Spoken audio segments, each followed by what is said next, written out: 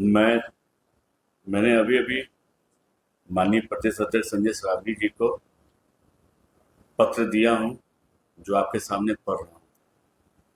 सेवा में माननीय प्रदेश अध्यक्ष महोदय, भारतीय जनता पार्टी बिहार प्रदेश महोदय, सादर प्रणाम है।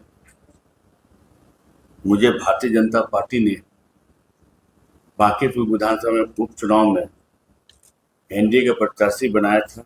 उसके लिए केंद्रीय नेतृत्व, प्रदेश नेतृत्व का मैं आभार व्यक्त करता हूं। विनम्रता के साथ आपको आग्रह करना चाहता हूं कि मैं पारिवारिक कारण से विधानसभा उपचुनाव लड़ने में असमर्थ हूं। मैं एक कार्यकर्ता के नाते निष्ठापूर्वक सेवा देते रहूंगा। धन्यवाद।